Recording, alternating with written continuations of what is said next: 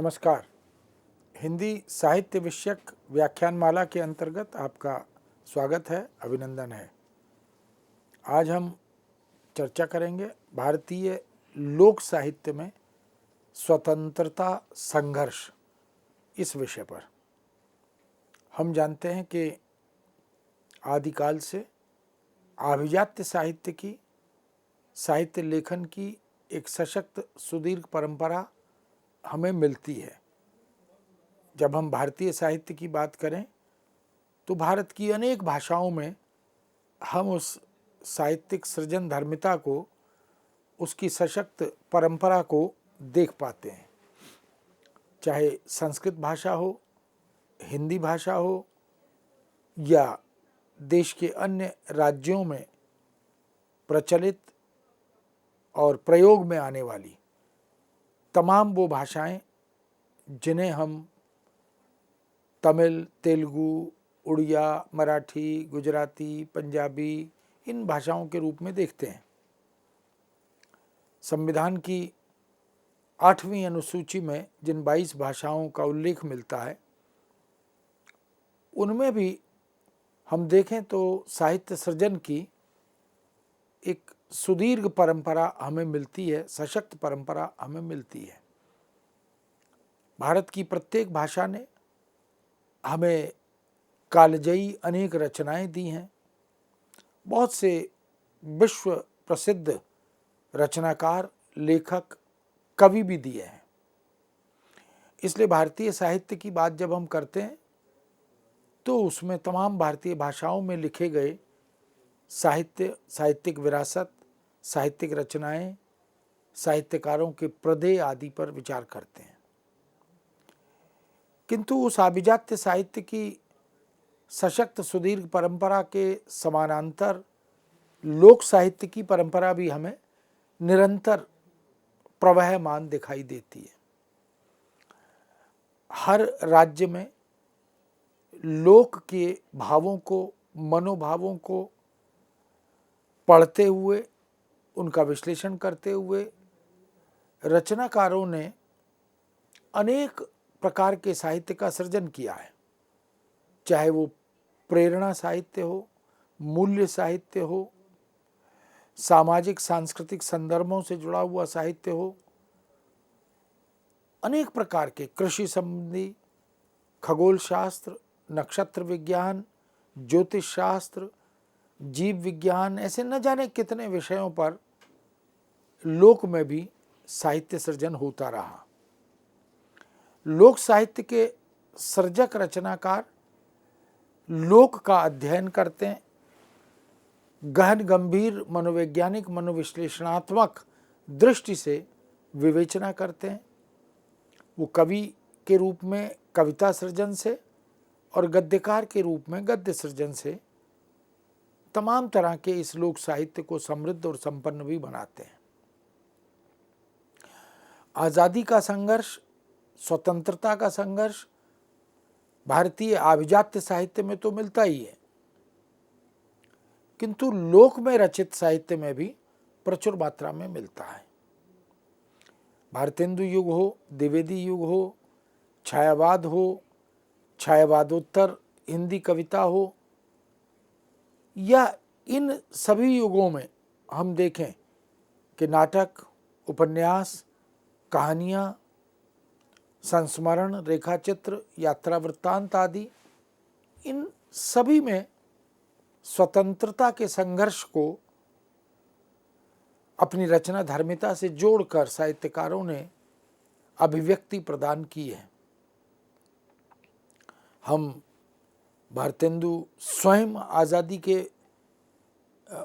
उन बिगुल को, उन तमाम तरह के नाद को हमारे सामने उपस्थित कराते हैं। और द्विवेदी युग में भी गद्य और पद्य में, और छायावाद तो इस प्रवृत्ति के लिए, इस वृत्ति के लिए विशेष रूप से माना ही जाता है। हिमाद्रि तुंग शुंग से प्रबुद्ध शुद्ध भारती, स्वयं प्रभा समुज्ज्वला स्वतंत्रता पुकारती, प्रसाद तो मुखर रूप में ये बात करते हैं। चंद्रगुप्त, स्कंदगुप्त जैसे नाटक लिखकर,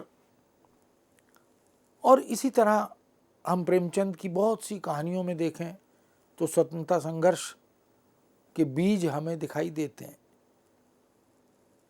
हम तमाम तरह के स्वतंत्रता संघर्ष के विभिन्न आयामों को साहित्य में देख पाते हैं। लेकिन लोक में भी बहुत से रचनाकार हुए, बहुत से साहित्यकार हुए। चाहे हरियाणवी में हम लक्ष्मीचंद को याद करते हैं, या पंजाबी में, या तमिल तेलुगु में, मराठी गुजराती में, इन सब भाषाओं में हम देखें वहाँ तो ये हमें मिलता ही है। लेकिन इन राज्यों में भी, भारत के जो 29 राज्य हैं, 30 राज्य हैं, उनमें हम अगर देखें तो वहाँ लोक साहित्य का सृजन विराट रूप में हुआ है और सतत है, वो चल रहा है। उन लोक कवियों ने भी, उन लोक रचनाकारों ने, साहित्यकारों ने भी अपनी गद्य पद्य रचनाओं के माध्यम से आज़ादी के उस संघर्ष को रेखांकित किया है।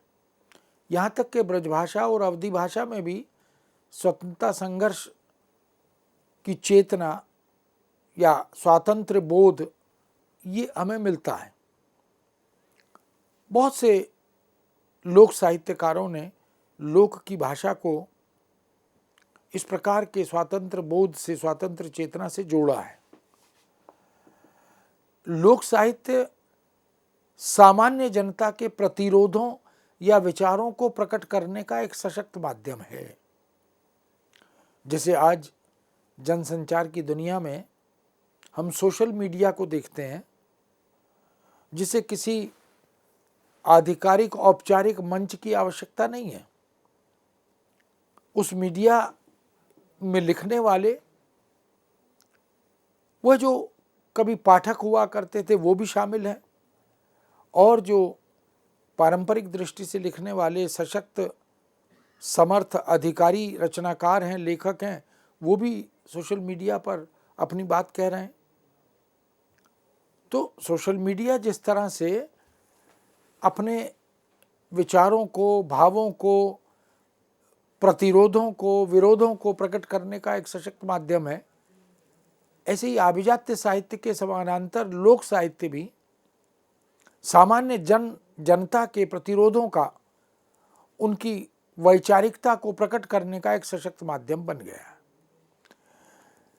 जिसमें जनता की भावनाओं और विचारों का अखिल और विशाल स्वरूप प्रकट होता है। न केवल भारतीय स्तर पर, अपितु यदि लोक साहित्य का देश की सीमाओं से बाहर गमन हो, या देश के बाहर बैठे हुए लोग भी लोक साहित्य की चेतना को अपनी रचना धर्मिता से जोड़ें, तो ये एक महत्वपूर्ण उल्लेखनीय कार्य बन जाता है।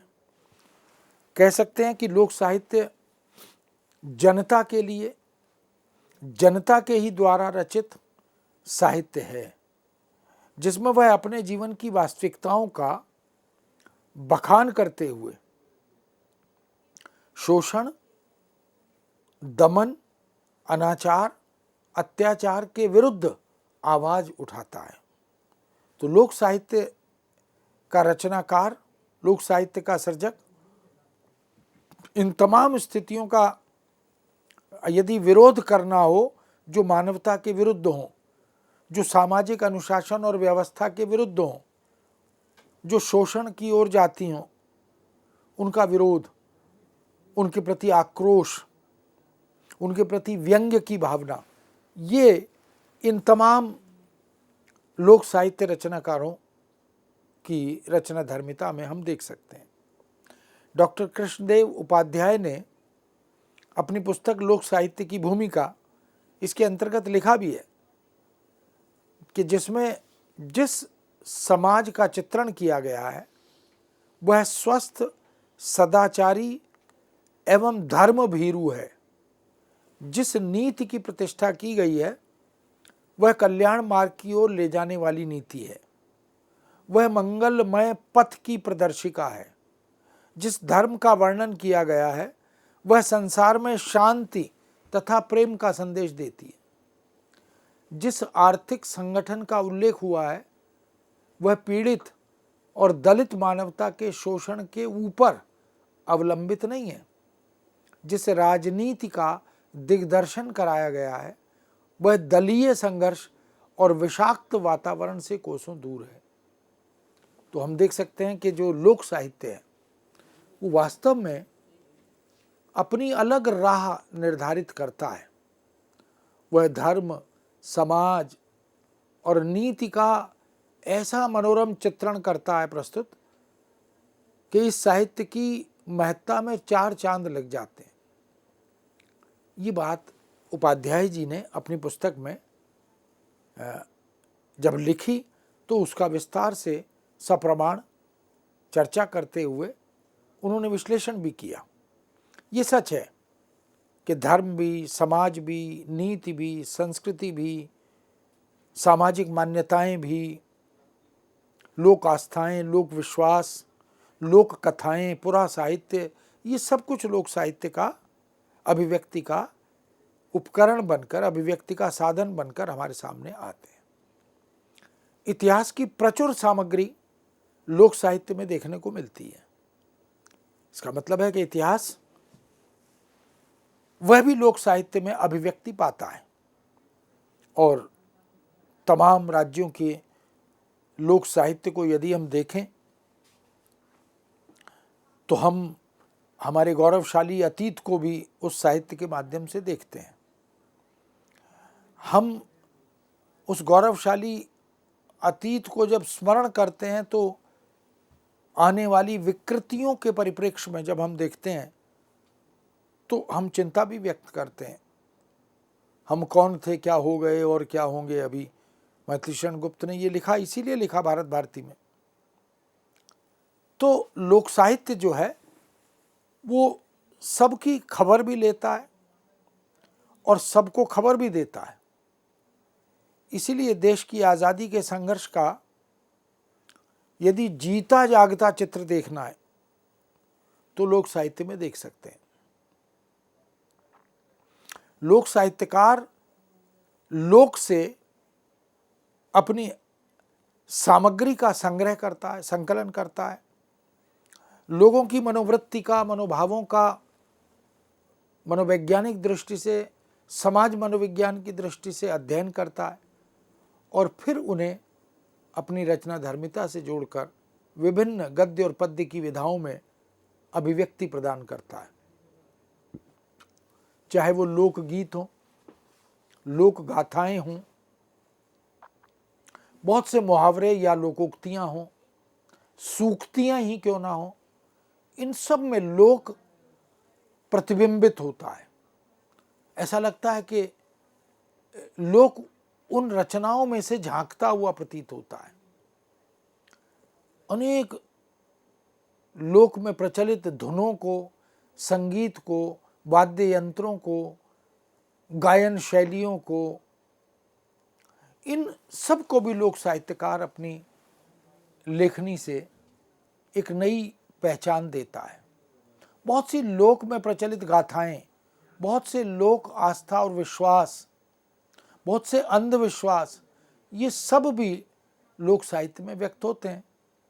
लोक साहित्य जन से, जन जीवन से जुड़ा होता है, जिसमें हमारे आसपास घटित घटनाओं को लोक गीतों, लोक कथाओं के माध्यम से रचनाकार जनता के सम्मुख विभिन्न शैलियों में, विभिन्न पद्धतियों से प्रस्तुत करता है। कहीं नौटंकी के माध्यम से, कहीं नाटकों के माध्यम से, कहीं थिएटर या रंगमंच के तमाम तरह के उन अभिनय कला से जुड़े हुए आयामों और पक्षों से, जिसमें रामलीला भी है, कृष्ण लीला भी है, तमाम तरह की पुरा साहित्य विषयक रचनाओं में जो उपलब्ध कथाएं हैं, उन कथाओं पर आधारित पटकथा तैयार करके प्रस्तुत करने का सिलसिला भी है। इन सब का संबंध इतिहास से है, लेकिन वह संदर्भ रूप में नहीं मिल पाता। यह सिर्फ जन कवियों की वाणी में मुखरित हुआ है। यहाँ तक कि इस साहित्य के माध्यम से मानव समाज की विकास यात्रा का भी ज्ञान होता है। मनुष्य भी जब सृष्टि का प्रारंभ हुआ, आदिकाल में कौन था, क्या था, प्रसाद जी ने कामायनी के माध्यम से मनु को चित्रित करते हुए इस तरफ संकेत किया भी है।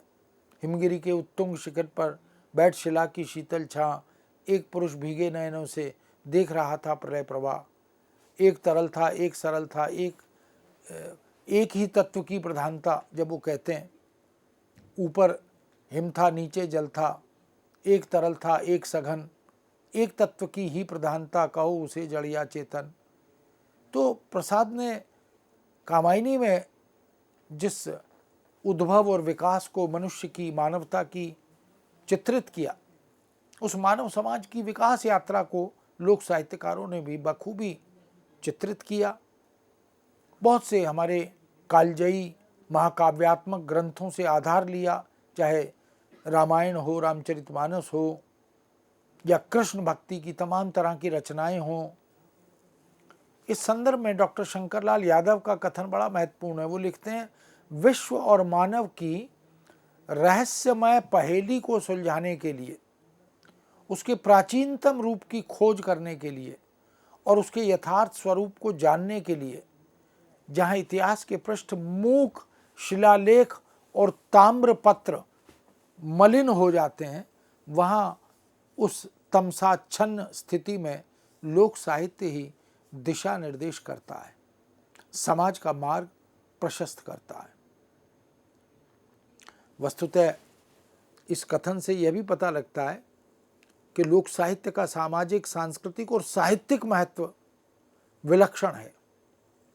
और अनेक संदर्भ ऐसे मिलते हैं कि लोक साहित्य ने जो न्यायिक व्यवस्था देश की है उसे भी प्रेरित किया है, उसे भी प्रभावित किया है और उसका भी मार्ग प्रशस्त किया है।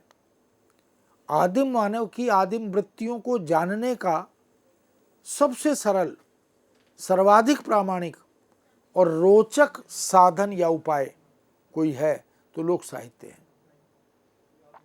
यह पुस्तक इस बात की ओर संकेत करती है कि लोक साहित्य को, लोक साहित्यकार को हम अब उपेक्षित भाव से नहीं देख सकते। वह भी अभिजात्य साहित्य की तरह अपनी आइडेंटिटी, अपनी पहचान रखता है, अपनी पठनीयता का सृजन करता है। वास्तव में लोक साहित्य ने हमारे सिनेमा को बड़ा प्रभावित किया है। लोक गीतों ने, लोक नृत्यों ने, लोक की गायन शैलियों ने और लोक की मान्यताएं, आस्था, विश्वास, इन सब का चित्रण भी लोक साहित्य करता है। और हम उस युग की, जिस युग की रचना है, पृष्ठभूमि को, उसकी परिस्थितियों को, परिवेश को, मानसिकता को, उस समय के इतिहास को हम विधिवत समझ पाते हैं। भारतीय स्वतंत्रता संघर्ष आधुनिक जीवन के इतिहास की एक प्रमुख घटना है, जिसके अनेक चित्र लोक साहित्य में भी मौजूद हैं। हम जानते हैं कि हम 1947 में आज़ाद हुए, लेकिन पहला आज़ादी का बिगुल 1857 में मंगल पांडे, तात्या तोपे, महारानी लक्ष्मीबाई, ऐसे देशभक्तों ने, ऐसे योद्धाओं ने ये पहला स्वर आज़ादी का इसको उद्घाटित किया, बुलंद किया। और संघर्ष करते हुए उन्होंने जन सामान्य के मन में, देशवासियों के मनोमस्तिष्क में देश की आज़ादी के बीज का वपन भी किया। इसलिए आधुनिक भारत के इतिहास की एक प्रमुख घटना है आज़ादी के संघर्ष के प्रति स्वर बुलंद करना। बहुत सारे शाब्दिक चित्र उकेरे गए और अगर हम उनको अपनी इंद्रियों से जोड़कर देखें तो चाक्षुष बिंब, श्रव्य बिंब, इस तरह के तमाम बिंबों को हम स्वतंत्रता संघर्ष के संदर्भ में देख भी पाते हैं। 1857 ईस्वी की क्रांति से लेकर 1947 ईस्वी तक के स्वतंत्रता संघर्ष और उसके लोक साहित्य के माध्यम से अभिव्यक्ति बखूबी की गई, उसको यदि हम जानना चाहते हैं तो 90 वर्ष के इस इतिहास में हम अनेक लोक साहित्यकार और अभिजात्य साहित्यकार इनको देख सकते हैं। स्वतंत्रता आंदोलन की अनेक ऐसी अनुगूंजें हमें सुनाई पड़ती हैं जिनमें राष्ट्र, जिनमें जन नायकों के माध्यम से राष्ट्रीय मुक्ति की कोशिशें, प्रयत्न ये विधिवत दिखाई पड़ते हैं।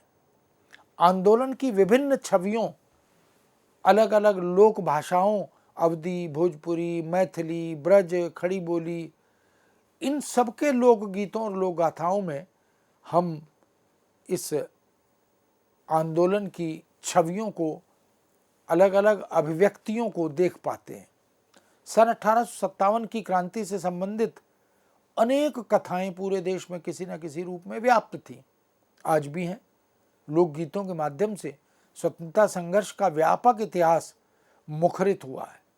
इसका मतलब है कि आज़ादी के संघर्ष के इतिहास को अभिव्यक्ति प्रदान करने का काम लोकगीतों ने, लोक साहित्य ने, चाहे वो कथा साहित्य हो, चाहे वो नाट्य साहित्य हो, चाहे वो आलोचना कर्म हो, या पत्रकारिता आदि के क्षेत्र में संपादन की दुनिया हो, उन सब में किया ही है। झांसी की रानी, तात्या तोपे, नाना साहब गोखले, बाल गंगाधर तिलक, लाला लाजपत राय, भगत सिंह, महात्मा गांधी, चंद्रशेखर आज़ाद, सुभाष चंद्र बोस, जवाहरलाल नेहरू, ऐसे न जाने कितने ही नाम हैं जिनके संघर्ष के अनेक किस्से, अनेक गाथाएं लोक साहित्य में खूब ढलकर हमारे सामने आती हैं। जहाँ राष्ट्रीय आंदोलनों में हजारों वीर गोलियों के शिकार हो गए और हजारों युवक फांसी पर खुशी खुशी फंदे को चूमते हुए झूल गए, जब ऐसे देश के कण कण में राष्ट्रीयता की भावना अपने चरम पर हो, तो वहाँ का लोक साहित्य दूसरे और उनसे जो अन्य साहित्य, अभिजात्य साहित्य है, उससे कैसे भिन्न रह सकता है। अंग्रेजी शासन के जुल्म, उनकी लूट खसोट, उनकी न्याय पद्धति, उनका आर्थिक शोषण, सामाजिक भेदभाव, इन सब का चित्रण लोक साहित्य में भरा पड़ा है, प्रचुर मात्रा में मिलता है। बहुत से पुरा चरित्रों को लेकर, पुरा कथाओं को लेकर, पुरा घटनाओं को लेकर लोक साहित्यकार हमारे सामने कुछ नए मानक, कुछ नए मूल्य रखना चाहता है। इस दृष्टि से हम देख सकते हैं कि लोक साहित्य हमारी लोक की भावनाओं से जुड़े हुए साहित्य को आधुनिकता के साथ चित्रित करना चाहता है। भोजपुरी की बात की जाए तो 1857 की क्रांति की व्यापक गूंज इसमें विद्यमान है। क्रांति के नायक बाबू कुंवर सिंह, इनसे संबंधित अनेक गीत और कहावतें भोजपुरी साहित्य में प्रचलित हैं। आज भी उनका विधिवत प्रयोग किया जाता है। इस नेता की छवि भोजपुरी जनमानस में एक राष्ट्रवादी योद्धा की छवि रही है। किंतु भारतीय इतिहास में कुंवर सिंह जी की जो छवि निर्मित होती है, वह लक्ष्मीबाई, नाना साहेब और तात्या तोपे जैसे सन 1857 के नेताओं की तुलना में उतनी राष्ट्रवादी नहीं बन पाई, नहीं दिखाई पड़ती जितनी की होनी चाहिए।